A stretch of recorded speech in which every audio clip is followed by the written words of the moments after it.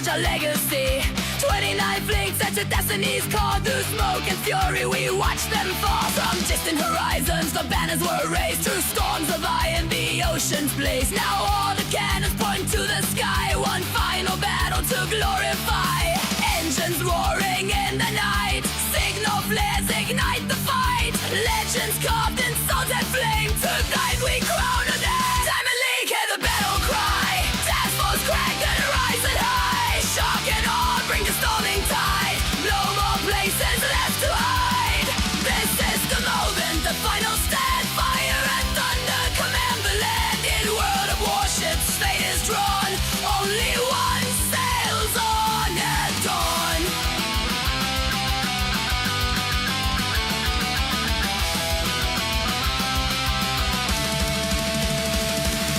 Battleships tremble, destroyers run.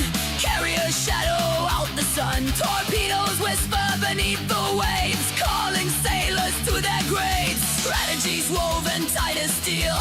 Every broadside meant to seal. Weeks of struggle, blood and pride, all converge with tonight's tide. Radar locked and targets clear. Feel the tension, feel the fear. Every captain knows the cost. Victory or be lost. Diamond League, hear the battle cry. Task force crank and rising high. Shock and awe, bring with stalling tide. No more places left to hide. This is the moment, the final stand. Fire and thunder command the land. In World of Warships, fate is drawn. Only one sails on at dawn.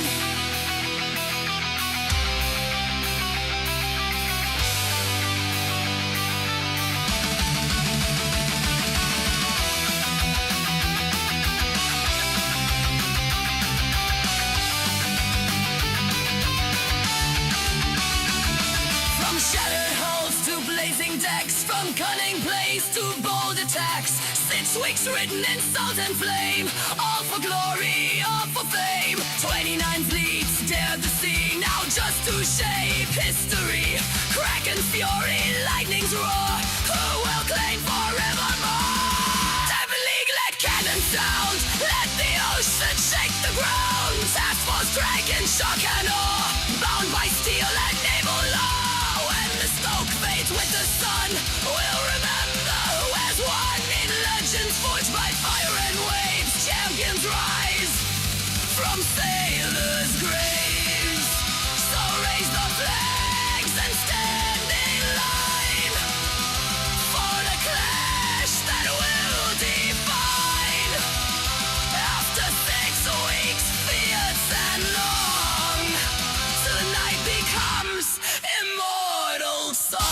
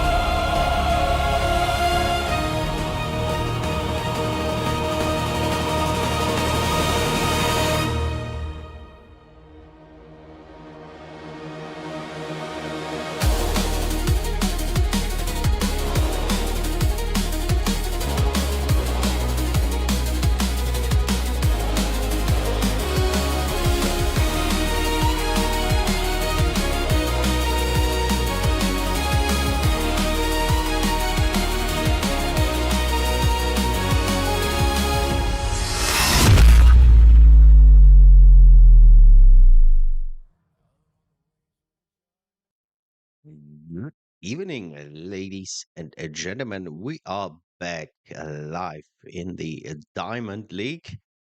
And yeah, it is the last weekend, the last stream for me here in the Diamond League. And first of all, I want to say I try to do it in English tonight again, because I think yeah, it's the highlight game, the last match in Division One between SNA Shock and Awe and Task Force Kraken. So I think, yeah, most of you guys are able to speak or at least understand English. So I think it's the better way to do it in English tonight. And second, I would like to have your opinion. Who wins tonight? Is it SNA or is it Task Force Kraken? You can choose your favorite here in the chat, and yeah, I'm excited to see what's your opinion about tonight's winner of the Diamond League. And for all of you guys, first time here in stream, we are in the Diamond League Season 2. It's Tier 8 Tech Tree only, and it's a best of 3. And this is important tonight. This is just a normal game in Division 1. That means we are still in the mode best of 3, not like the other games tonight. You can see it, the games at the YouTube page from Netstrump and Commander Cody. The other relegation matches tonight. And it is 7 versus 7, maximum 3 ships per class, maximum of 2 radar capable ships, and maximum 1 airstrike ship. That is at the moment the Delaware, the Divot, and Deva, I think. Or was it Suvo? I think it was Deva. No bans, no duplicates, and this is very important for most of you guys, no carriers. So let's have a short look. And I'm very proud that we have 29 participants here in the second season of the Diamond League. And I'm very proud that we yeah, that some fleets like SOA or Hulk joined the um, Diamond League here for the second season. And I would like to have a short look or short view to the current stats here in the different divisions. We have Division 1. It is at the moment, we have here YOLO, only live once, at the top of Division 1. But as you can see, there are two teams, Shock and Awe and Task Force Kraken won. The first team, Task Force Kraken, went into the Diamond League with two teams. So we have Task Force Kraken 1 and 2. But in Division 1, it is Task Force Kraken 1. So, and both teams just have 4 games at the moment. They both have 10 points and they both on the second place. But one thing is sure tonight, one team, one fleet will win tonight. And that means you can earn tonight in the match at maximum 3 points. That means one team will win the Diamond League, the highest division in the Diamond League, Division 1. And that's why I've called it the grand final. And yeah, we have YOLO, I think, a very strong team at the moment. And in my personal opinion, I think they gained a lot of strength during the season. It's just 5 games, but they're getting better and better. And maybe today another game and they could win again, I think.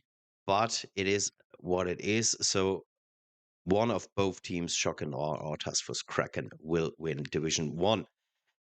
Another point is here the last of each division. So in our case here, Division 1, it is Legion 86, L86. They last, they are at the 6th place at the moment. That means they're going straight down to Division 2. And the second last, in our case here, or example, it is Joker Nord. It's quite, or it was a very close between UFO and Joker Nord. But as if I remember correctly, I think it was one of the first games we broadcast here Um, I think UFO beat Jokernaut, so that's why they ahead of Jokernaut. And Jokernaut um, is not going down directly to Division 2, but they have a chance to stay in Division 1 in a relegation match. And to see, wait, give me a second here. Where are my divisions? Here it is. Yes, perfect. Um, so the second last goes directly into a relegation match um, against the second of the second division. In this case here, it is the Black Fleet. So the Black Fleet has the opportunity to go up to Division 1, or if Juggernaut wins their game against the Black Fleet, Juggernaut stays up in the Division 1. And as you can see here, Phoenix Rising, a new team, but with very, very good players. And I'm really excited to see them in the next season in Division 1. Um, yeah, they go straight up into, or they went straight up into a Division One. Black Fleet with the possibility to go up to Division One, Two, and on the bottom it is Retro Neon Horizon. They also went down to another division. So it will be Division 3 in the future, in the next season. We will start in summer this year and base with the possibility to stay in the second division.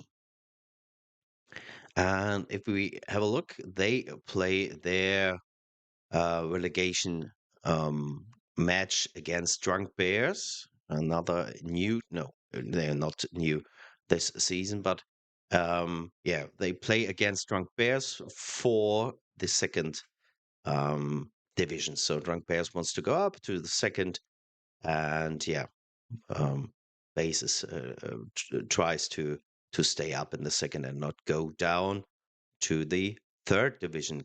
First team here is the winner from Division 3 is Task Force Kraken 2. As I said, Task Force Kraken joined this year's or this season's Diamond League with uh yeah, at the end two teams, and they went straight up to Division 2. If we have a look, Dicke Fischer, DF, they went down straight to Division 4. It was close again because Horus, HIQ, they ended up with the same amount of points. So both teams with 4 points, but I think HIQ beat DF. That's why they are ahead of them, and they have the possibility to stay in the third division, but only if they win against the Steel Syndicate. And I have to correct myself here while we have a look on the Division 4 here. I have to correct myself a little bit. I said, I think in one stream, Steel Syndicate is a new fleet, and they may are unexperienced. Yes, they are new, but I think it's the same example like Phoenix Rising. Um, Steel Syndicate comes with very experienced players, so yes, they are a new fleet, but not unexperienced. And I think they proved it here very well because they ended up at the second place, and it was very close because yeah, both teams, Sons of Adlerwache, SOA, and Steel Syndicate, ended up with 12 points.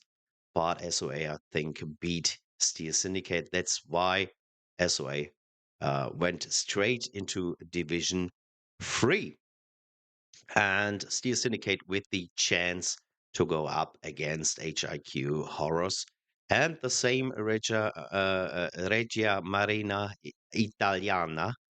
RME, they went straight down to the last division. It's the fifth division, and Storm Renegades with the chance to relegate. And as I said, if you want to watch this game here between Shock and Awe and Task Force Kraken, don't forget to check out the other videos, streams, live streams, maybe later at the YouTube page from Ned Trump and Commander Cody. You can see all relegation matches over there. And last but not least, a very strong, in my opinion, a very strong division, Division 5. We have the winner from Division 5. It's no waifu, no laifu. And the second team here is Le Buccaneers Français.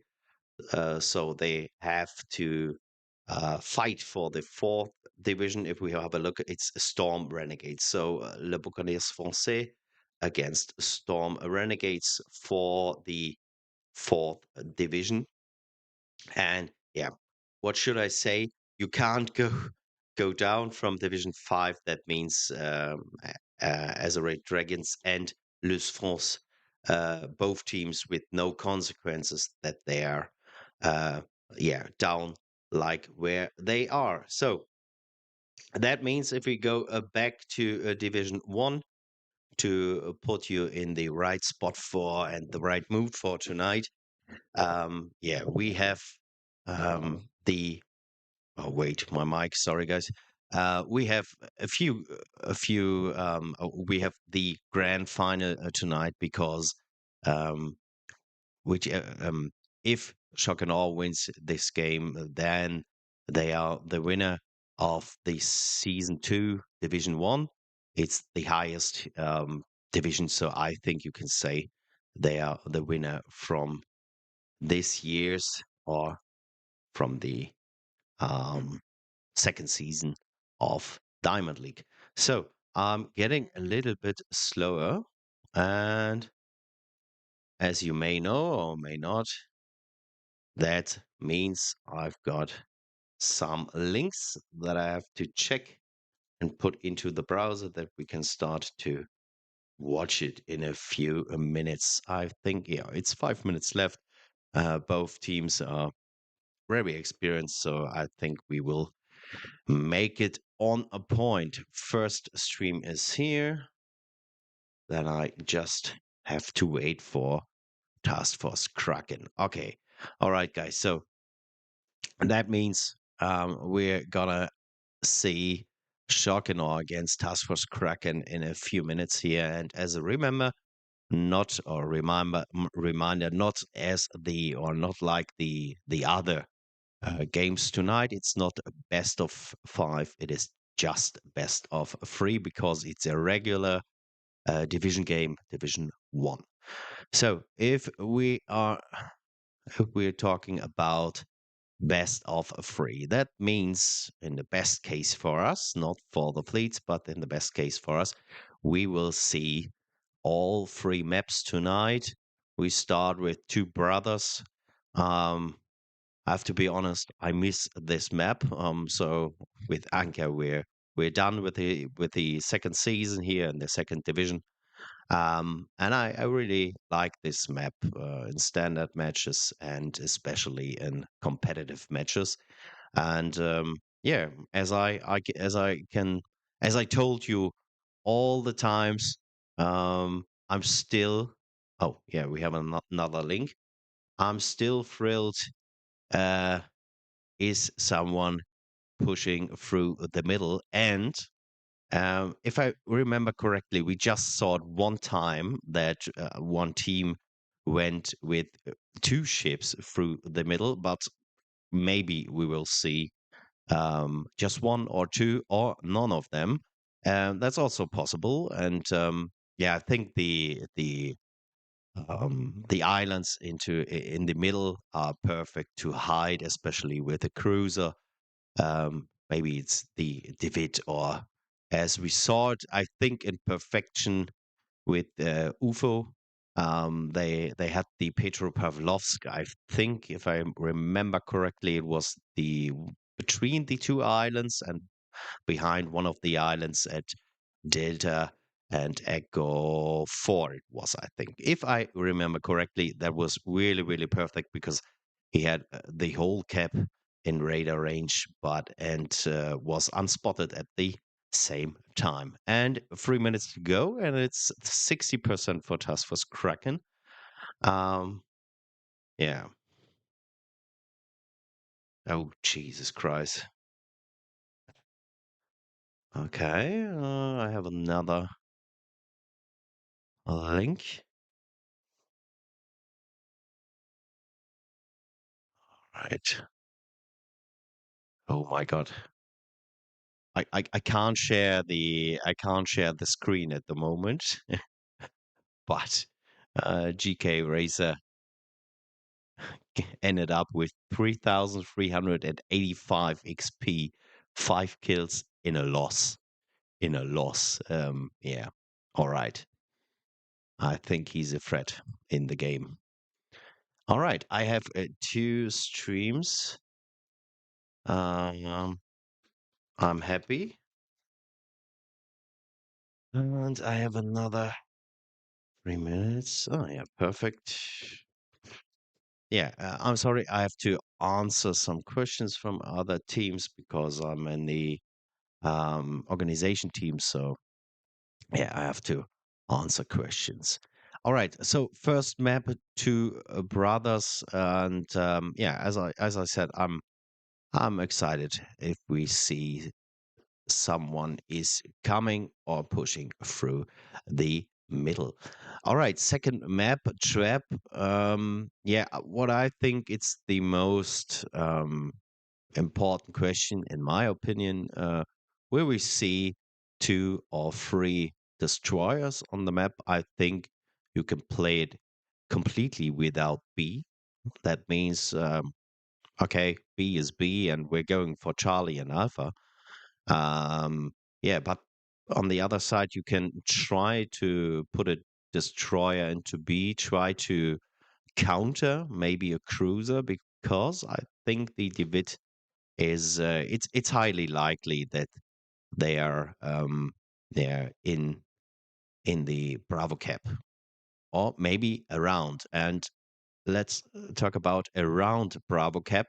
I think now I can talk a little bit more open because we're done with all our matches with the Anchor Connection. I think the spot at EF4 is absolutely perfect to get Crossfire over to HI 4, 5, maybe 3 too. But at the same time, if the other fleet is in the Bravo cap with a, let's say, David, you are in really, really, really big trouble because let's say there's a destroyer in G4, he can spot you all the time and you're getting smoked from above. So I think it's a very, very dangerous spot. So I will have a look. Some news? No, both teams are not in the training room. It's just one team, so that means we have a little bit time and we have to wait a little bit. So that brings us to the last map. It's Riposte, and we see it in a mode best of three. Just in the case, it's one on both after two matches. That means, yeah, maybe we see it. I hope we see it because I think it's the Clash of Titans tonight. Very strong teams, fleets, both of them. And let's say something about Riposte. I don't like this map. I still don't like this map. It's the same like Tears of Desert last season. I really don't like it. Yeah, but I think you should play Bravo, and I think you should play it with three destroyers, because usually we will see a lot of fights. Uh, uh, Way out like C3, or what is it on the opposite, H8, the fights between destroyers. But I think Bravo is small, and if your enemy does not play the Bravo cap, I think it's perfect to get it because it's 3 points for your team. And if you can get a Bravo, you can, yeah, go over to Alpha or Charlie and support your team over there. But I think it is important on this map to play, um, yeah, to play Bravo. But you can go with, let's say, two destroyers on one side, let's say Alpha, push the enemy destroyer, win your side, and yeah, send one destroyer back to Bravo to cap Bravo. I think there are yeah, different options, and I'm excited what we will see tonight. So what I can see is that Shark and Ore is completely lined up, but we are waiting, I think, for Task Force Kraken.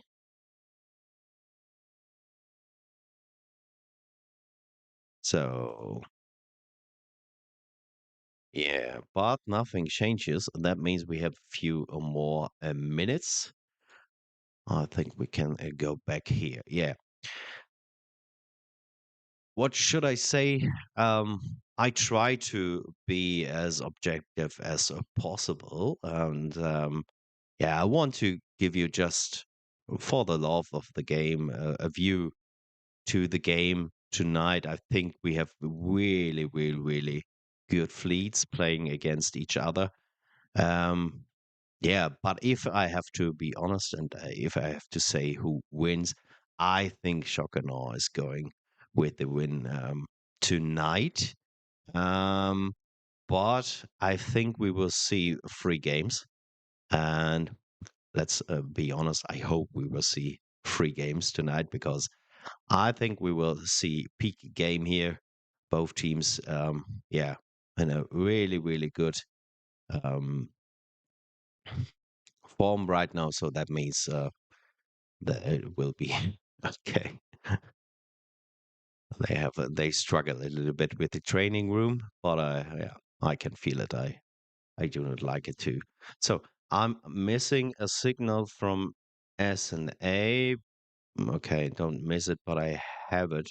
But it's paused, so I can't see anything. Okay, the right audio for both teams.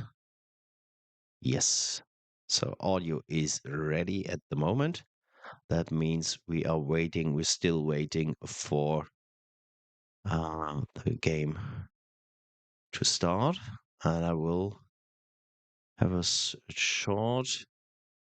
Oh, yeah, it's live. Perfect. I have to listen because, yeah, one team. I expect that we can hear the in-game voices from the players, and I think this is, or not, I think it is not allowed to listen to them. Yeah, so that's why I have to check if we can hear the team, but it sounds good. It sounds perfect for me here. All right, guys, we are still waiting. 6 minutes overtime. Unusual. I will check Discord because, as I said, I will broadcast this game to you guys tonight, and at the same time, I'm in the organization team, and I'm responsible if anything goes wrong. But I think we can be sure, um, yeah, that we have fair play, and I'm pretty sure Shock and Awe will wait for the whole team of Task Force Kraken because I think they want to win. Yeah, and not take the win because 7 minutes are gone. So that's why we have to wait here. And I will. Oh, I'm hearing something.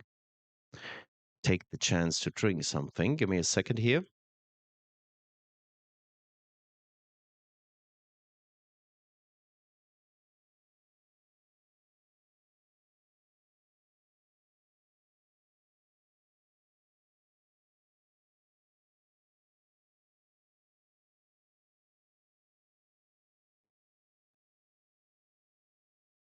Okay, so yeah, someone is writing UNC still got it. I think SNA maybe still got it. Yeah, I think they still got it. But at the same time, I have to be honest, um, I think Traskos Kraken is a little bit. They surprised me. They surprised me in the Ocean Cup, the last Ocean Cup, the Ocean Cup 5, and yeah, I have to be honest, they surprised me this season too. And yeah, they are really, really strong. And we are still waiting.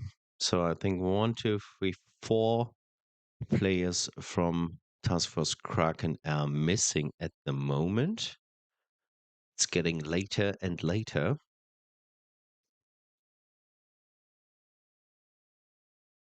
I will ask him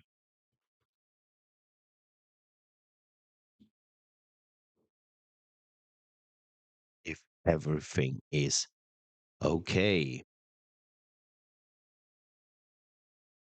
Yeah, maybe we can use the time to go back to the maps a little bit. If you joined my stream a few times, you may be a little bit bored about this. Oh, yeah, this is funny or not. I don't know. So there's a reason why we have to wait. And let's see. But one thing is sure, we have to wait a few more minutes.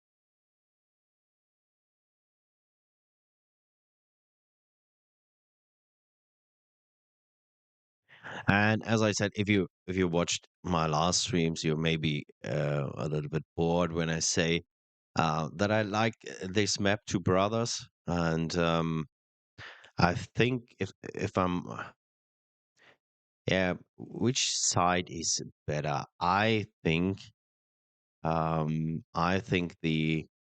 the team two, so the red side is better, and I think the reason for it is the small island in yeah, at the border between F and G4.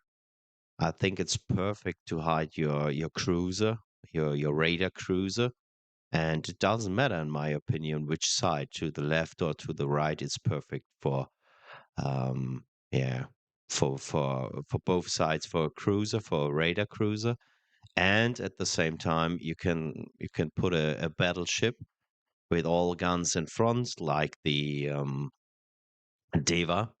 I think it's perfect to because you're protected to your right against enemy ships at the right, okay, but especially to your left if you go to the right of that small island, you um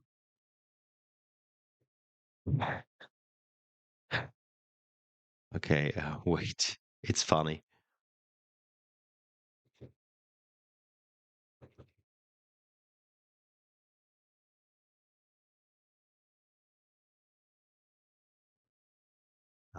Wait a second, I have to send him a Maven link with the correct time because he thinks the game starts in 20 minutes, but it's not the case. We start right now. Here it is. All right. So again, I have to answer questions because it's getting a little bit difficult here.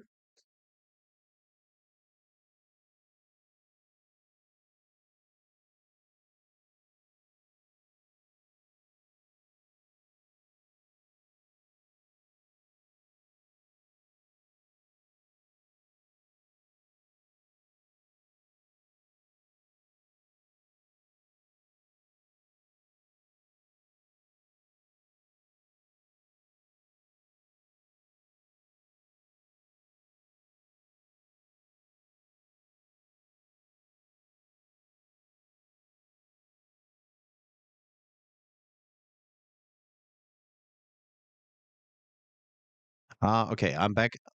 Like I said, I have to answer the questions. So we're waiting for one more player here. And it looks like... Why is it not live here? That sucks. Oh, no. Fine. Okay. So, yeah, teams are reading up. And we have a little surprise, but you can see it in a few seconds here. The room code is not hide, but okay. Yeah, it looks like Task Force Kraken wants or has to play. I don't know the details at the moment, but it looks like they need to play or they want to play with only 6 players. I think there was some kind of miscommunication. But in the meantime, I will end the poll here and we will have a look for the result. Yeah, it's 13 guys, 13 voices. So it's 62% for Task Force Kraken and 38% for SNA. Oh, there's another player. So it looks like we will see a 7 versus 7. Yeah, perfect. All right, guys. Let's go. And I will pause the stream in a few seconds here when all players ready up. So just a few seconds. I will hold it. All right, perfect. So now both teams with 7 players. A few seconds ago, we had to wait for a few players from Task Force Kraken. So let's start with Shock and Awe, the final game, the grand final. We will see the Katsonis, Kitakaze, Johan David, Drake. Oh, it's a Drake. Donskoy, Main, and Duncan. And Task Force Cracking, Z46, Katsonis, David, Ron. Good pick, I think. Buffalo, Minnesota, and Temeraire.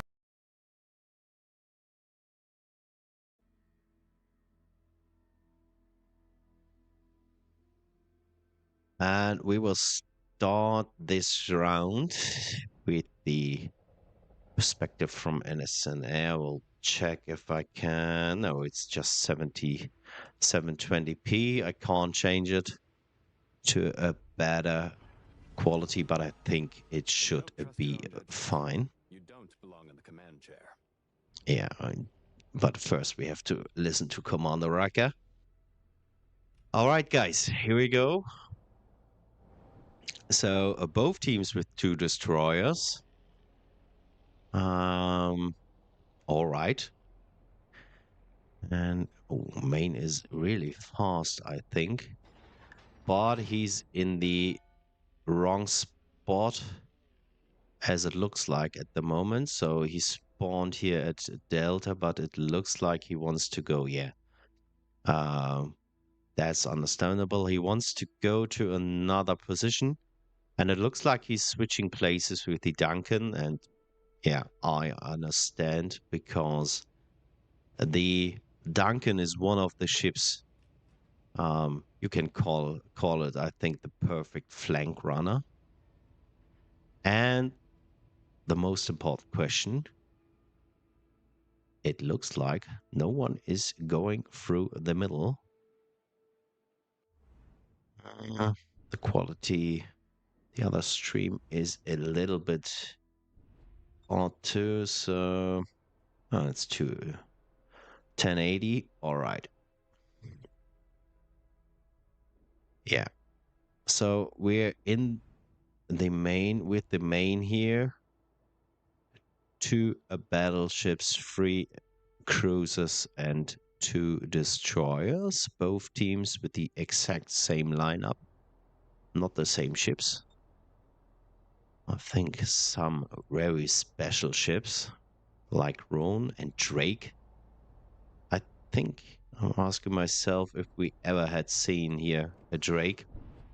Not sure.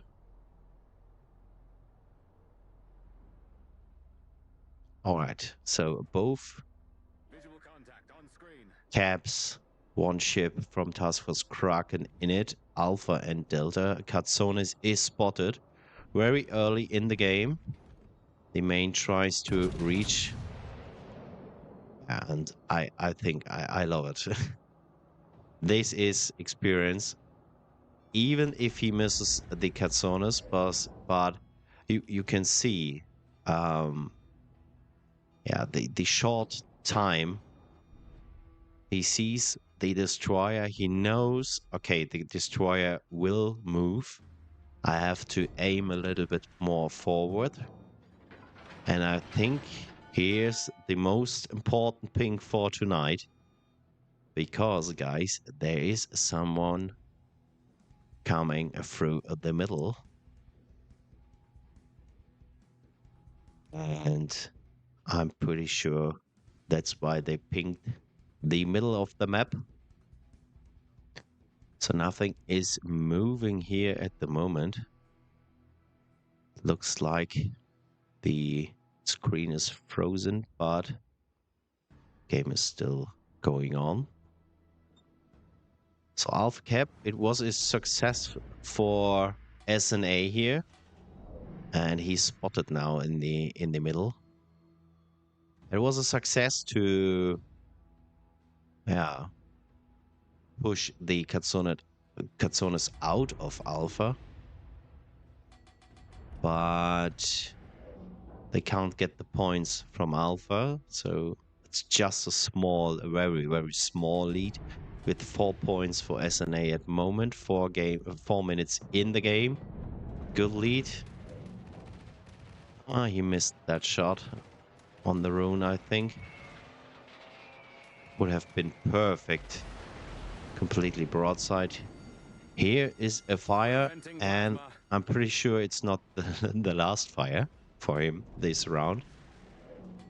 Yeah, he's looking to the middle.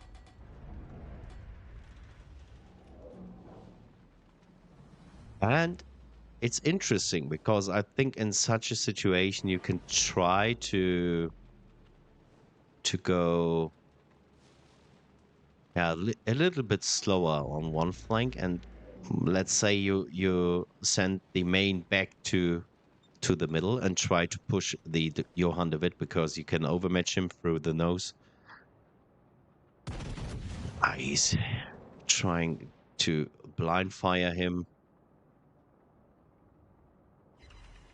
Hits him with 3 overpens, nearly 4,000 damage. And guys, this is the reason why it's the grand final. This is not seen every day, I think, especially not in standard matches. Yeah, with one exception, I think Quichi is he receives a lot of blind fire in the destroyer. Looks like we're in for a fight. Die Jamaika, moin, hallo.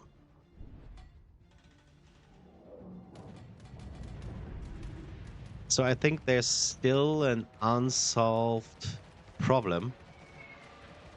And the name of the unsolved problem is Johann David in the middle. Here's a double fire. I think the damage which comes straight from the fighters, from the bombs, is okay. It's not that much, but at the same time, as you can see, it's a double fire. If you want to put it out, you put yourself on the risk that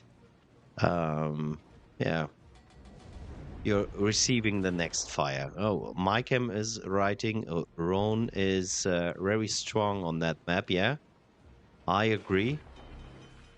And if he gets the possibility to farm the broadside of the main, it hurts. 4,000 again. It's AP. And now comes the HE again from the Temeraire. And I think SNA is really big trouble at the moment. Triple fire. He can't put it out. He can't damage con a triple fire. He has to wait 1 minute for damage con, 1 minute for his repair party. So, Jesus Christ. Relany is in really, really big trouble here. 40 seconds to go. Yeah, he not is not equipped with fight fire with fire. And I think he regrets it right now. Yeah, he's going out. There's no chance. It's something around 800 damage per second. All right, guys. And at the same time, they're uh, close to 200 points behind. So it's a quite good lead here for Task Force Kraken.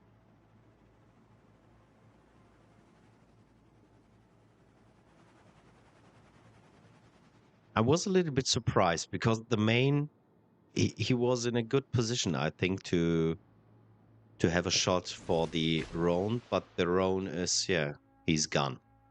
No one sees him now. He's spotted, but he waited behind the island.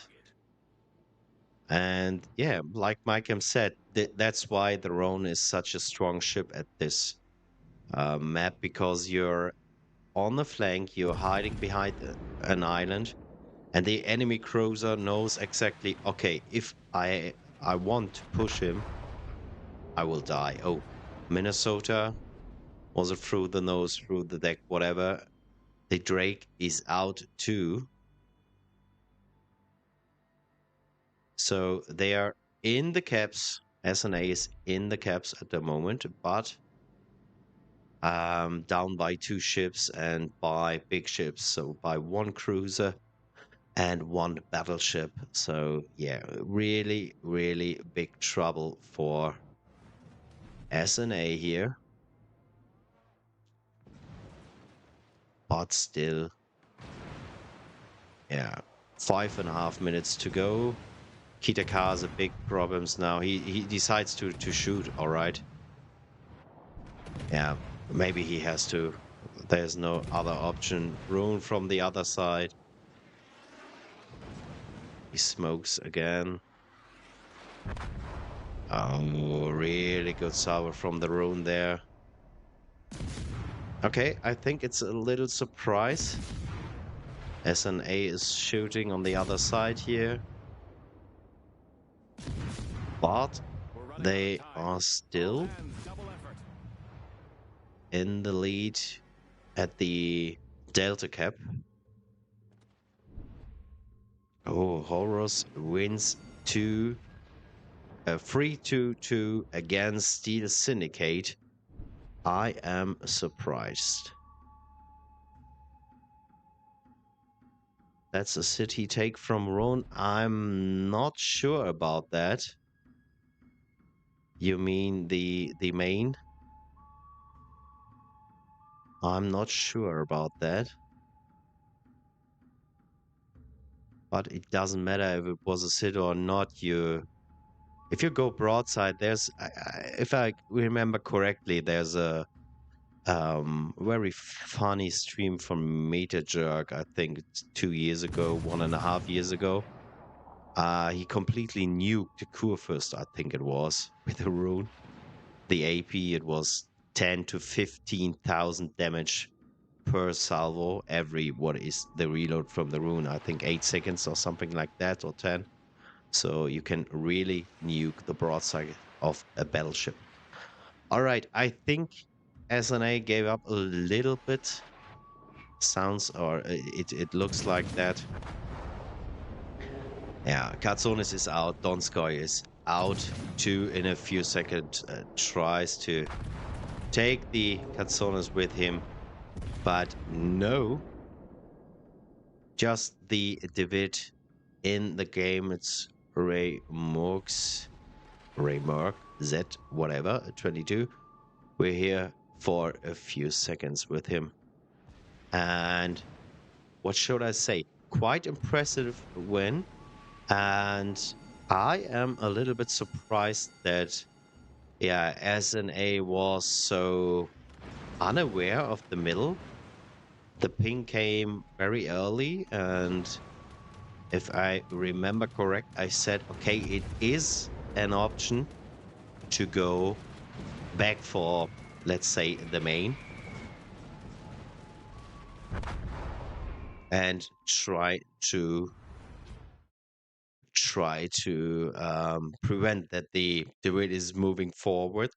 Because the main, yeah, he was in very big trouble, I think, against the Johann de Witt. Uh, can't play with a de Witt in that position, and I think. Give me just a second. I need something to write.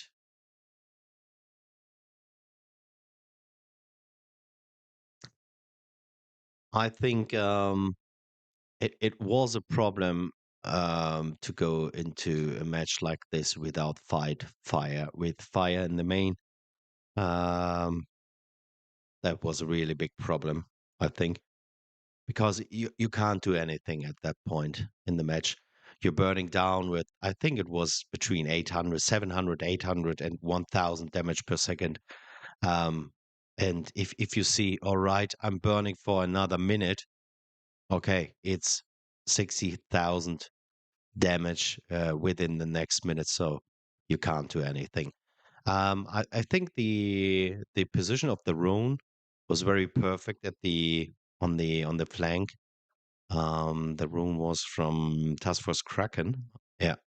And like I said, if you are on the flank, oh yeah, yeah, main took one from rune. Okay, yeah, I missed that. Yeah, quite impressive to hit a citadel on that on this range. And yeah, the Rhone. Give me a second, guys. Sorry. Yeah, the Rhone is quite perfect on the flank because, as I said, as the enemy cruiser. All right, there's another cruiser, but I can't do anything because if I push the other cruiser, okay, I'm dead because Rhone with torps, good AP. If I go broadside to try to get my torps out, I'm I'm done. I'm dead because of the really good AP from the rune. Okay, let's have a look for the second match, and we have to hurry up a little bit. 30 seconds until the match starts, and we will see it from the perspective from Task Force Kraken. I have to put out the. Um, I have to mute the stream here. All right. So we are with the Katsonis Z46 Brindisi Buffalo DeWitt, Maine, Minnesota. Here with SNA, and on the other side, Task Force Kraken Smaland, Mogador Katsonis. And this is, like I said, the big difference. 3 destroyers, Ron, DeWitt, Temeraire, Minnesota. And again, I really like him. My ears. I don't have Hindenburg AP, basically, yeah. So, okay. All right, guys, we're going to the stream from GK Racer. So it's the perspective from Task Force Kraken. And I have to check the volume because, holy shoot, it is loud.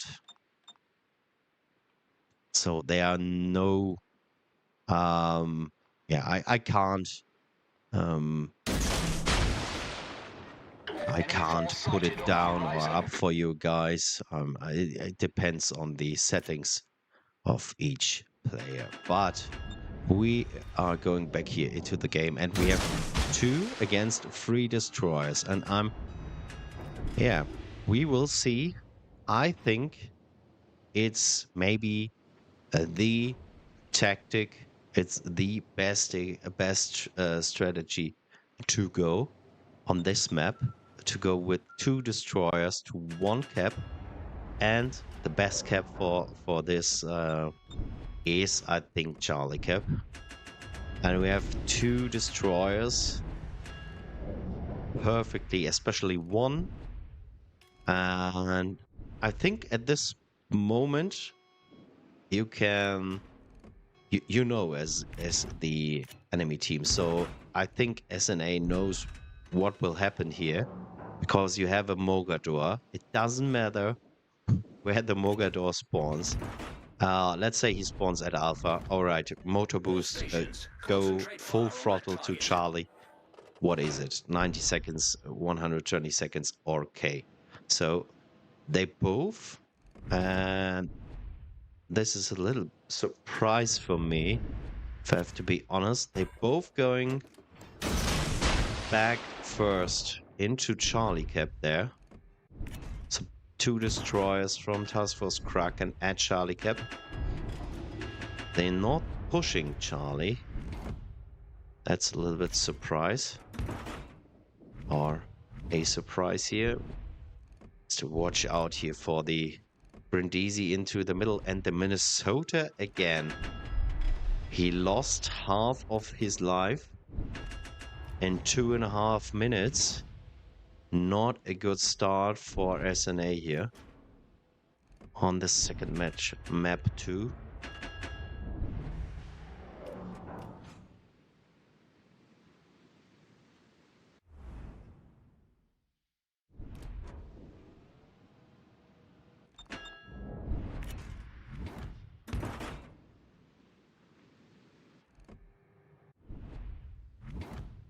Yeah, this is a really problem because you bring out the Minnesota to tank, to take the damage, to get damage from the enemy.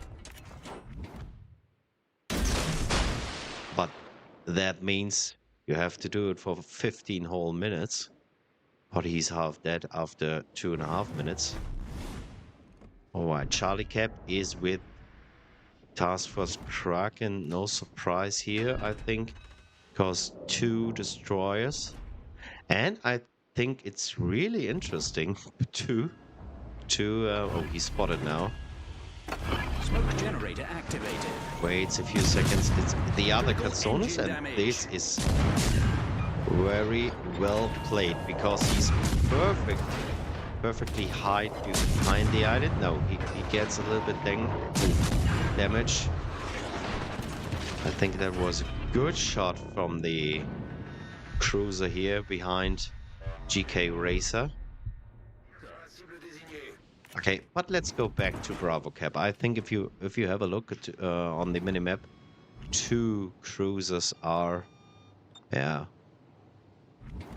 on the opposite side of the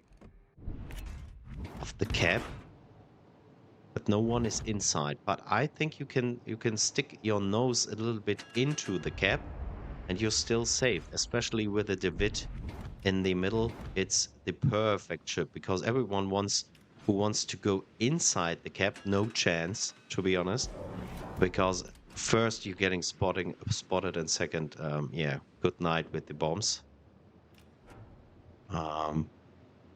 They will hurt you a lot.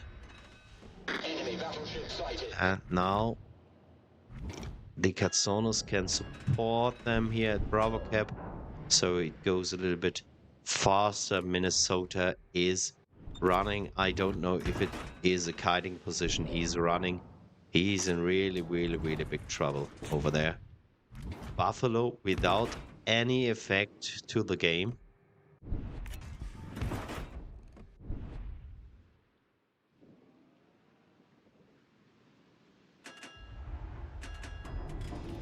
And yeah, there's a ping to focus. Another radar. The reset perfectly timed. Fire. And yes, they are 1 game behind SNA, but in moments like this, you can see how perfect they play. Problem solved, sir. It's close for both Katsonis. But I think he just can use his rear turrets. But GK Racer, all of his guns, airstrike. Game over for the Katsonis. And guys, if I have to be honest, I think it smells like game over for SNA here. This is absolutely brutal. Like SNA, Task Force Kraken is playing here. And the same here. He knows. He stays dark. Okay. He don't care. And I understand him, because the guns from the pan-European ships are so good. You can gun down a cruiser, 10,000, no problem. Buffalo is out. This is awesome, guys. This is awesome. Minnesota is out in a few seconds, I'm sure.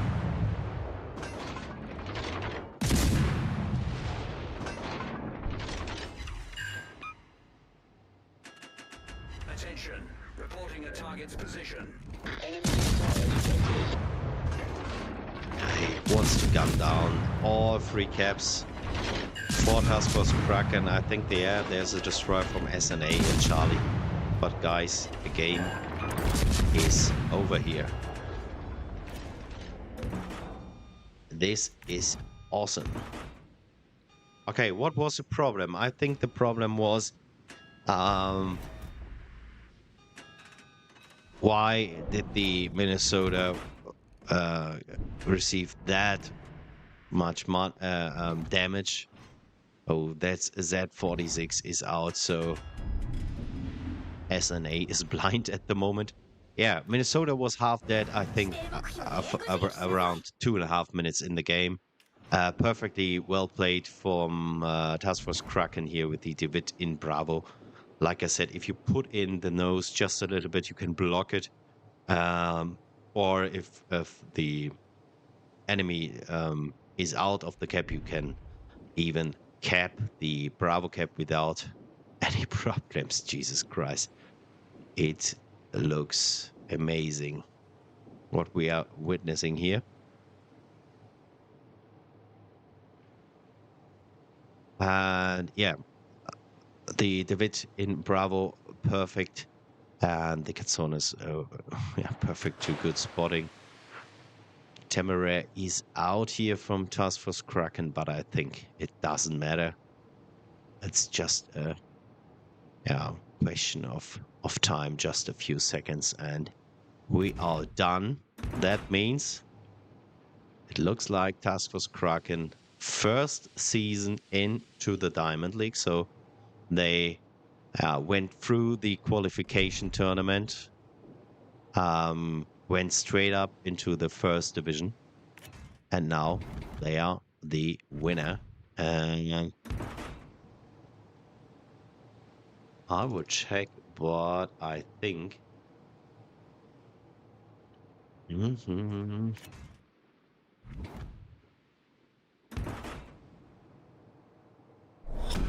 Battle ends Yes. in 5 minutes.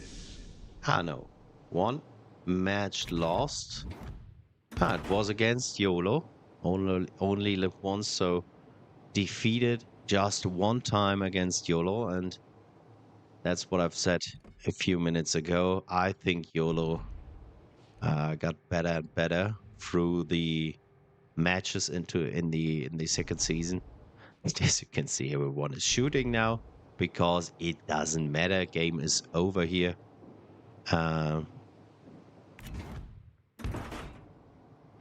Time for a Kraken, yeah.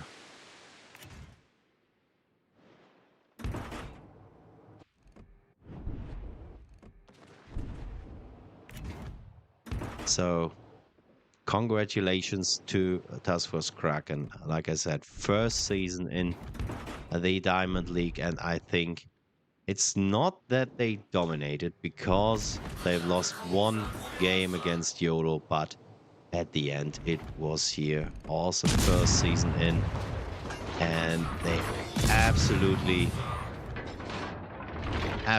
destroys SNA, and it's SNA, it's not a whatever fleet.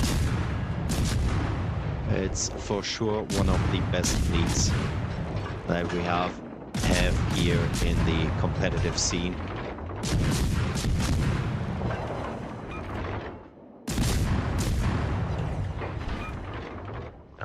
burning and burning and burning, and the game is over. Ladies and gentlemen, congratulations. We do have a winner. It's 2-0. Task Force Kraken wins against Shock and Awe. And yeah, like I said, congratulations, guys. This was really awesome. A really, really, really good game here.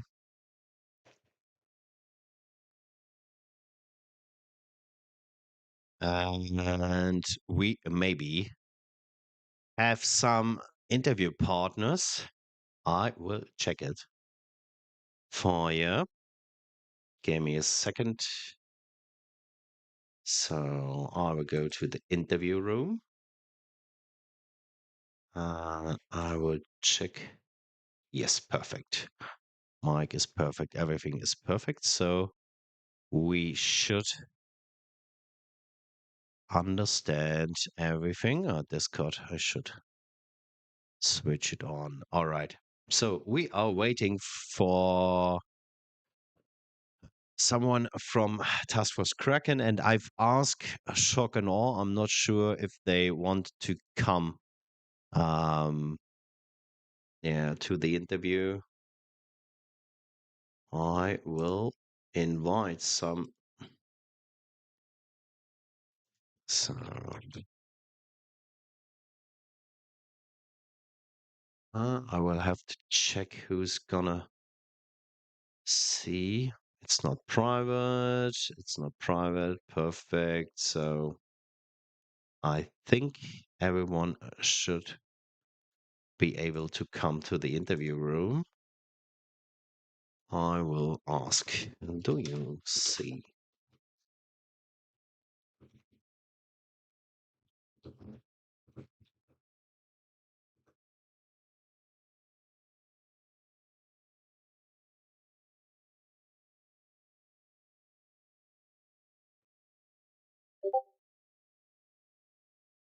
Oh, yes, I am ready. Yes.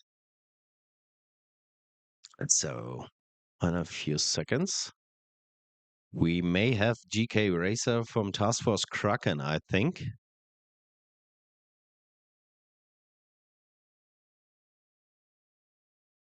We will see. So, once again, oh, there he is, I think. Yep. How you Ye- doing, Admiral? I'm good. I'm good. And you? That was a pretty good start to the day, I would say. Yeah, I think so too. I wanted to say good morning, good evening, whatever where you are, but I think it's yeah in the morning or lunchtime. I think. Yeah, just barely afternoon for me as I'm West Coast US, so like Ah yeah. 12:15 for Ah me. yeah. All right. All right. Yeah. Here it's late evening, but the most important thing, congratulations. That was awesome, and not just uh what? Wait. Okay, we're alone here, so from SNA, no one wants to come. Yeah, like I said, congratulations, first season. So it's the second season of Diamond League, but it's your first season with Task Force Kraken, and you are the winner of the Division One. Do you expected that? Thank you. I'd say going in, a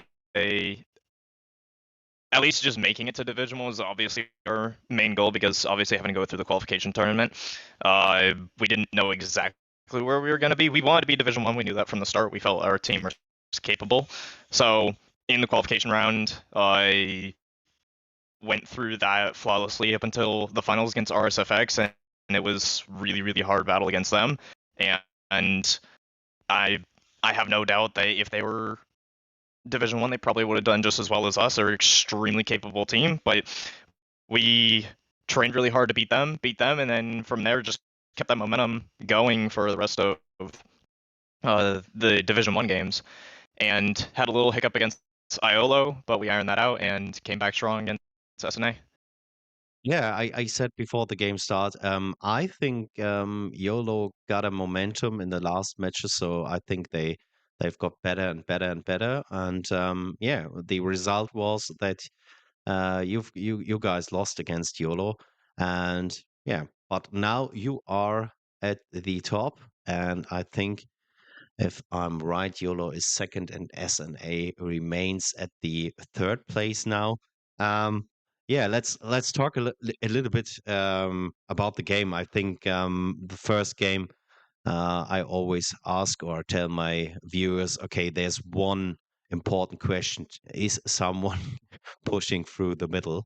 And we had the perspective from SNA in the first round, and around 2 or 3 minutes after start, they first ping the middle. So then they know, okay, something is coming or pushing through the middle. Um, was it the first time you brought the vid through the middle? No, on every single game that we've done on Two Brothers for the entire tournament, qualification tournament, scrims, literally every single game I'm pretty sure that we've played, we've put a Johan in the middle cap or middle point. So whether it's they push all the way and contest the enemy's home base safely, or they're able to stay on the home side and just wait and bomb from distance and everything, they're gonna have to play that by eye. And Zux is one of the blessed Johan players out there. He used to have the damage record and XP record back in the day. That's both which have been surpassed, but he has a 5k plus XP game on it. I believe he has a few 300ks with the boat. Like very, very, very capable with it. So Yeah. we trust him to be able to know what it is and everything. And especially that first game, at least from my side where I was in the Katsonis and everything, I was basically for the first 3 quarters of that game, at least gameplay wise for me, I wasn't really like I happened to get the cap, but the cap was not my priority. I was just spotting the main because we just kept getting fires and fires and fires, and we found Yeah. out that he wasn't running 5 fire, he was running Will, so he ended up Yeah. Yeah. exploding there to a triple perma. So, but just focusing him, we were just trying to focus, at least on the left side where I was at, it was just about focusing down that battleship, and then I at the same time we could get myself to get hard onto that Kidda, get White Wolf behind me aggressive with me, and then the Rune is able to push up and distract the Donskoy as I go up and try to kill the Kitakazi. So it's just a combined push at that point that you can take to their spawn once you whittle down their HP. And on the other side of the map, Granny in the Minnesota, like I showed from my point of view a little bit later in the game, he had 79 HP, but using all of his HP to make it count, he dev struck the Drake with I a think. double Yeah. citadel, roughly Yeah. 35k. Yeah. And the Duncan, he also smashed, I heard as well. At least through the VC, I heard it. But like he was putting in a lot of work over there. Also, Gebby hitting 2 line torps or 2 zoning torps on the Katsonos is also big on that side. So I mean, just firing on all cylinders that first game, just really, really flawless execution. But I think you can see that separates Task Force Kraken from other teams, or that separates Division One from lower divisions, because usually you have a gameplay plan. You want to play like, okay, I'm here and I'm waiting for that. But as you said, as you recognized, okay, he's not running fire with fire, so he was basically he was done.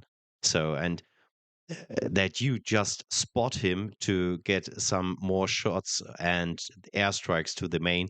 This is yeah, that was really, really, really interesting to see from a viewer perspective and as a player too. And the rune, I think it's a really, really strong pick because he was on the outside flank, I think, and Mm-hmm. the the best thing is the other cruiser he can't push, because if you want to push a rune, you're dead. So you Yep. just put a rune on that side and wait, and put out the devastating AP to the broadside of a main. I think it was between 5 and 8,000 per salvo. And yeah, at the Yeah. end, the main he was burning with around 800 to 1,000 HP per second, and yeah, that was devastating for him. Yeah, Yeah, so we really, started really we good started first testing the round. rune We started testing the rune really early on that map, from a conceptual perspective, because I mean, Smoke, who is the one who's actually playing the rune there, he is. The German cruisers are just absolutely his thing. He plays them almost exclusively solo and has like 150k average in all of them. He's super, super, super good with it, and he knows how to be able to abuse the turtleback against battleships to be able to get them to get in turtle shatters, even though they technically overmatch his side. So, I mean, we saw that against Hulk in the qualification round and everything, but he's not afraid to get aggressive with it, especially in just dislodge cruisers on that flank. So Rune over there is extremely effective. On the other side of the map, it's a little bit less effective. You have to kind of kite and just play a little bit at range, but on that left side, you can get really aggressive. And especially with the improved turret traverse that Rune gets, if I ever say, hey, I've got a destroyer right here, he can always just turn his turrets and just blast the DD like immediately. Just a really good ship, really good ship. We tried Andalusia, we tried that much Louis, and just you have Rune was the AP best. or HE. It doesn't matter. If you get a shot on a DD with even with the AP, it's devastating for the destroyer. Yeah, Rune, really good pick. At the same time, I was a little bit surprised about the Drake. But I think really good played, well played in the first round, and the second match, guys, that was awesome too. So I have to say I really love this game. Okay, I spent too much time in the game. I think I received I received the email last year. How many hours or days I was in the game last year? It was, oh my god. So that's why I I'm looked, it was so a 1077. I was like, oh, okay, I need to do something else with my life. yeah. Absolutely. So that's why I'm so excited. Yeah, I try to explain why I'm so excited about that second round, because I think it was absolutely perfectly played. In my opinion, 3 DDs is the way to go. Because you have a Mogador, even if he was spawned at Alpha, okay, motor boost and go to the other side, 1.5 minutes, and you are there. You can try to push the cap with 2 destroyers. But what I think was the big difference, you had the David again in the middle, and I think it looks like he put the nose a little bit into the cap. It Yep, looks I like mean, into the bottom cap. Once we saw the spawns, because with the way that we've been playing that second map especially, is just rotating off of what boat spawn where. So as soon as we saw where the spawns are, Rune ended up making the really wide flank down south, and as he was doing that, and as we were just executing that play, where I was sitting with Sonus there, I was not even attempting to get that southern cap. I had no interest in the cap whatsoever. I was just keeping the Minnesota spot forever. So we were able to get him down to roughly 10,000 HP before I even had to play the game. We smoke radar combo each other with the Katsonuses. I should have accelerated out of that to avoid taking like a 6,000 damage hit, but I mean, woulda, coulda, shoulda at this point. But we basically evenly damage trade, and I run Sims and Bergaminias by inspos, so I'm an extremely tanky Katsonus, and I know how to use the British engines. So as soon as he took the open water fight with me in middle, I unfortunately ran aground, but I think it almost a little bit helped me because the battleship just missed me because of it. So I was able to take the water fight comfortably against the Katsonus, beat him. The Rune kept pushing into their spawn against the Buffalo. We're able to focus down the Buffalo. The Minnesota quickly falls after that because we're still pushing into their spawn. And then on the other side of the map, we had Kuolka in the Smolin, and then Gebby in the Mogador. He has Charles Blairy as his commander for it. He's not running Robin.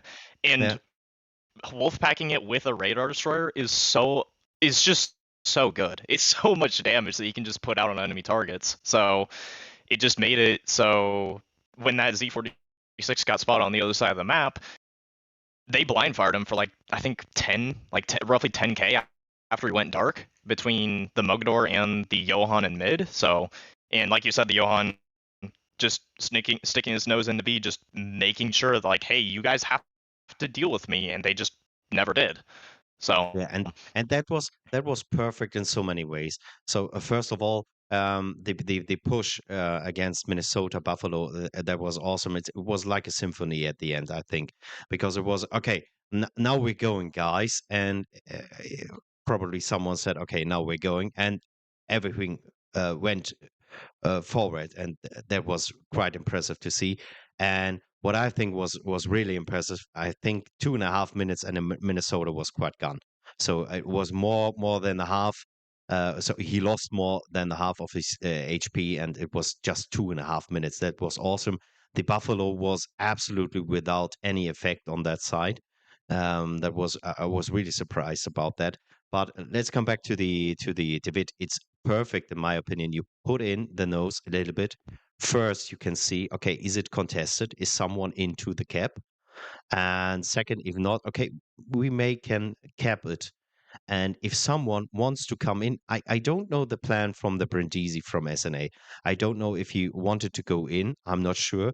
But if he wanted to, okay, you have a problem against a David, because you get the good AP from the David, and you get the airstrike. So again, I think it was a perfect tactic and perfect spawn for the David. Quite impressive Yeah, second game. it's basically just ego challenging. He just sits in mid and just challenges anyone to deal with him. And Yeah, it's just with the cruisers that they pick, they just aren't able to do that. They'd have to it would have had to have been a Johan diff, and the Johan was on the other flank, so he couldn't yeah. deal with him. The Johan also, or not the Johan, the Brindisi also, we identified very early in that match was running HE. So all of our destroyers started playing overtly aggressive because they weren't afraid of him. Yeah. So once we saw the Brindisi, and also the Brindisi was trying to get aggressive on our Ds there towards the end, and Zux, noticing that, pushes his Johan deeper in middle and hydras him out of his smoke, and he gets absolutely slammed by our Temeraire. So Yeah. just the coordination was extremely good from all players today. Yeah, yeah. Like I said, like a symphony. It was really good, coordinated, and it was well to watch. And yeah, I enjoyed it. And even it is just 6 hours earlier, I don't want to take so much time from you. One Oh, short you're good, or dude. two short questions. So, um, are you gonna play, or are you excited for the next season? Are you gonna play the next season? It's in the summer. And the second is, it's my invention, and as a part of the organization team or the head of the Diamond League, I don't know. I would like to. We will have a survey for the next season, for the maps and for the tier class, because I think the big difference to other tournaments should be that we as a Diamond League ask the players, okay, what do you want to play? And Yep. yeah, a new invention is I will ask you for one suggestion for next season's tier. So, what do you want to play? It's Um, just we I think will that have a I think the survey, biggest okay? thing, But it's one option. yeah, it's a survey, but in terms of like what my opinion is, in my opinion, comp is played for fun. This is what this game is for. That's what everyone should be striving for. Is as sweaty and as meta and whatever else that we go with these games and everything else. At the end of the day, this is supposed to be fun. So Yeah.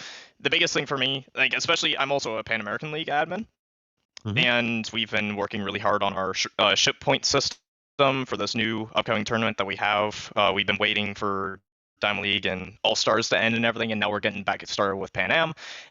And we're starting a ship point system between Tier 7, Tier 8, and Legendary. You can pick any Tier 7, Tier 8, or Legendary ship besides there's 4 ships that are banned. But you can pick any of those. They all have a point value associated with them. It took 2 months to organize it, but at least for me, from a personal player perspective, I really, really like multi-tier tournaments where it's a Tier 7 and a Tier 8 tournament, and you just put limitations on what you can pick based on those tournaments, based on whether it be a point system or you say, I don't know, however it is that you would want to organize it. But from a personal player perspective, my personal favorite tournaments have always been the multi-tier tournaments, and also tournaments where you have very little restrictions. Summer League last year was really fun for that. We ran 7 destroyers on many different occasions in the middle of the tournament, and ended up beating Crimson Dragons, Iolo, a bunch of these other really like A or S tier teams. Yeah. And it was just, we had so much fun doing it. It was a fun tournament. So fun to me is the number one thing. I'm not going to be a Task Force Kraken representative after this tournament. This is my last one as a representative. I just want to be a player from this point forward. But Yeah. I mean, it was fun while it lasted, and this was a good tournament for us. It makes me really happy. Okay, so it's a multi-tier level, but if you have to choose one, so it's a T5, 6, 7, One, 8. Sorry? I'm extreme. I mean, if you're gonna limit me to just one, I'm extremely biased. Like, I want to say 50% of my games are at legendary tier. So, I mean, personally, I would say legendary tier, but that's also extremely biased perspective. So, it's Yeah, just a tier I have the most fun at. as the winner, I will put it up on the survey for the next season. So I don't have to ask if it is Tech Tree or Premium because they are just premium ships at Legendary tier. Yeah, I think it's fun to Legendary tier, especially I like the Incomp. I want to quit my job and play Aki and Incomp all the day because it's so much fun and you can put out so much damage. It's so ridiculous sometimes. Yeah. Okay. All right. So that means you enjoyed the. What's your opinion about the league system? So I received a lot of messages from different teams, and they said, okay, all right, I know what's going on into.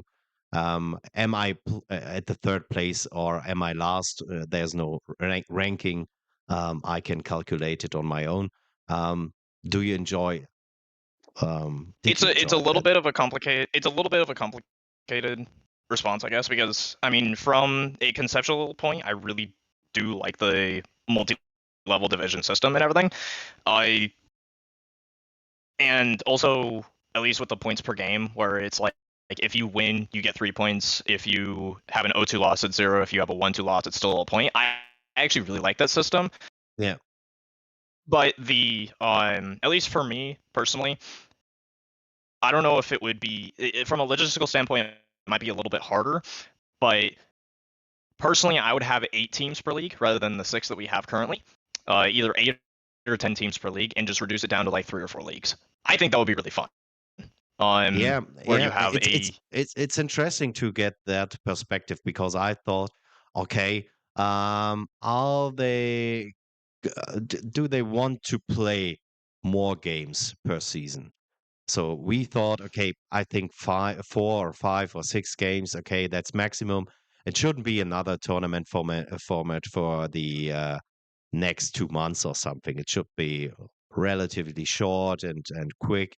But it's interesting to get that perspective to have I will also maybe eight say teams. another thing as well when it comes to the division Yeah. perspective is also, should you have, let's say you stay with the 6 teams per division, I would say if you can, if it's possible, tell the teams beforehand, be like, okay, we want to have the Joker versus SNA game on this date or whatever, and do that for all the different divisions, because from me having to try to reach out to different teams and try to get games at certain times and certain days and everything, especially coming from the qualification round where we didn't have first dibs on any single game.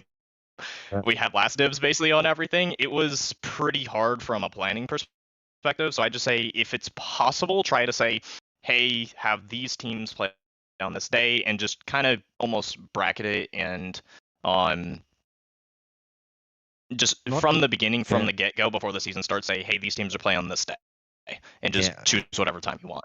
Yeah, not maybe just the day because if I say okay, SNA versus Task Force Kraken on Sunday, I think the Mm, first week that should the way to go, as I understood it right. mm. So we say the first week you have to play against SNA.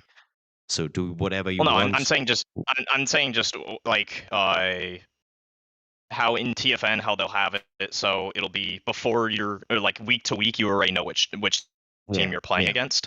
Where instead of like with this system that we have it currently, it's kind of just you reach out to the other leader, and then you're within a 4 or 5 week span, you just find of time within Yeah. that time. Yeah. It gets a little bit complicated when you deal with a bunch of teams. So it's Yeah, just I understand it. We wanted to yeah, bring you as much freedom as possible, but yeah, you still have the freedom. I think if I say, okay, you have to play SNA in the third week, so you can write SNA today. Okay, we have to play in 3 weeks. What's up with the Sunday at yeah, whatever? and Yeah. you Okay. can just Okay. choose whether it's Saturday or Sunday. Yeah, Yeah. Okay. that's Got at it. least Got for it. me.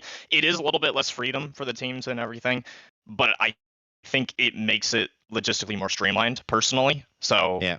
at least Yeah. that was the biggest thing from my point of view. This tournament that I had my most issues with was the planning. So Yeah, yeah, yeah, yeah, yeah.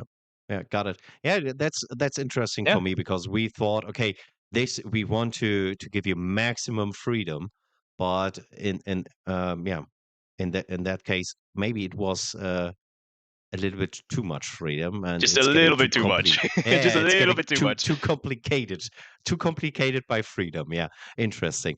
Okay, yeah, I got it. So I want, I will put legendary tier um, into the survey as the winner's choice. I would call it. So yeah, thanks for that, and thanks for Yeah, of course. having you in the Diamond League. Like I said here in the streams, many times, I was so happy to have Task Force Kraken, Hulk, SOL, a Phoenix Rising, and new team with well experienced players. But we were so happy to have you guys because it's so much fun to watch, and for all the other teams, it's getting more competitive. If teams like SOA, Task Force Kraken, are in the Yep. Diamond League. Yeah, It's always a big learning experience every game, and we're always just trying to get better. So I mean, it's instead of playing standard for an hour and a half on a random yeah, Sunday, we can actually get some good competitive games in. So now we just start the uh, long grind towards Super Cup. We're going to take Super Cup extremely seriously. So hopefully, potentially win that as well. That's our goal, at least. yeah. I wish you all the best for that, and do not forget you are the winner in Division One. So you have a target on your back in the next season. Next season 3 starts in the summer, and we will see how many teams, which tier, which maps we will make a survey. And yeah, I'm so thankful that you joined in for the interview. Have a wonderful Sunday and a good start into the next week. And again, congratulations for the win, and congratulations to the rest of your team. I appreciate it. I'll tell them the same. Have a great Sunday night. Thank you. Take care. Bye bye.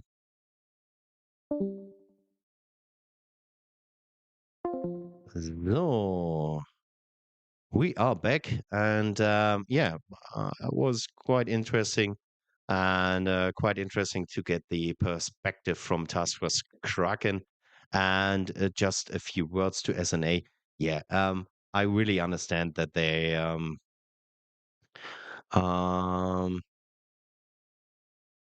yeah it was a loss, so I can understand that they do not want to join the interview again. Congratulations to Task Force Kraken 1. They are the winner here in season 2. And that's been said, I have to thank you guys. Yeah, I think we will see us in a few weeks again. I try. Give me just a second here. I have to. Is it the right one here? Yeah, it is the right one. Yeah, I think we will see us in a few streams here, but a lot of videos for you coming up in next days and weeks. And yeah, if you enjoyed it, just let me know. If you have some ideas for the third season of Diamond League, feel free to write it in the comments or join us on the Discord Diamond League. And if you have some answers about that and you can't find it, just write me a message here on YouTube or whatever, wherever. So I have to thank you. It was a very special second season for me, especially because I was, Atzi left us. He was one of the founders last year, so he left the organization team, and a lot of work for me and for Netstrump. And I have to say, especially thank you, a big thank you to Netstrump. He did a great job to have a own website. I think it's not you can't expect it from a volunteer made tournament in a video game that someone puts that much work and effort into a project like Netstrum. So that's why I have to say thank you to Netstrum, thank you to Abraxas and Leader Blackjack and Daenerys for all the Discord stuff. And I'm thrilled to see you guys again. For the next Diamond League, it's will be the third season, and we will start in a late summer, I think, late July. And we may see us before in another TFN event. I think there's maybe another event in the summer. We will see. And oh, I forget it. The Risers Cup with the um, yeah, the Risers Cup with a lot of experienced teams. So they are, you know what I mean. We will see it. We will see us at the Risers Cup. And I'm out of words now. 1.5 hours in English. I try to give my best, guys. I really enjoyed all the matches here in the Diamond League, and I wish you a really good night and a good start into the next week. Congratulations to all teams in the Diamond League, and especially big congratulations to Task Force Kraken 1. Great job. And with that being said, thank you guys. Take care. Bye bye.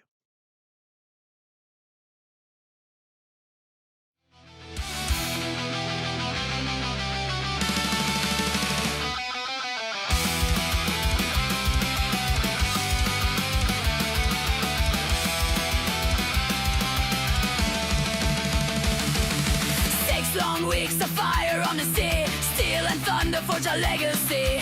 29 fleets at your destiny's call. Through smoke and fury we watch them fall. From distant horizons the banners were raised. Through storms of iron the oceans blaze. Now all the cannons point to the sky. One final battle to glorify. Engines roaring in the night. Signal flares ignite the fight. Legends carved in salt and flame. Tonight we crown a name. Diamond League, hear the battle cry. Task Force Kraken rising high. Shock and awe, bring the stalling tide. No more places left to hide. This is the moment, the final stand. Fire and thunder command the land. In World of Warships, fate is drawn. Only one sails on at dawn.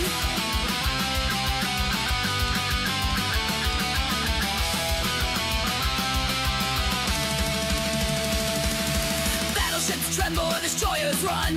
Carriers shadow out the sun. Torpedoes whisper beneath the waves, calling sailors to their graves. Strategies woven tight as steel, every broadside meant to seal.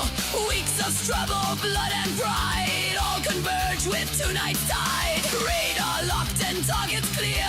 Feel the tension, feel the fear. Every captain knows the cost. Victory or be lost. Diamond League, hear the battle cry. Task Force Kraken rising high. Shock and awe, bring with stalling tide. No more places left to hide. This is the moment, the final stand. Fire and thunder command the land. In World of Warships, fate is drawn. Only one sails on at dawn.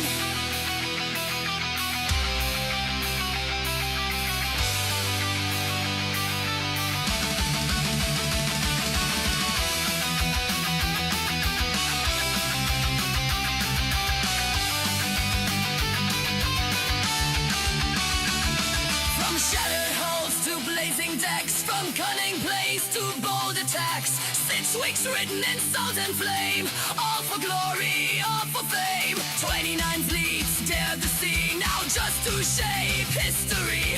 Kraken's fury, lightning's roar, who will claim forevermore? Devil League, let cannon sound, let the ocean shake the ground. Task Force, dragon, shock and awe, bound by steel and naval law. When the smoke fades with the sun, we'll remember who has won. In legends forged by fire and waves, champions rise from sailors' graves. So raise the flags and stand in line for the clash that will define. After 6 weeks, fierce and long, tonight becomes immortal song.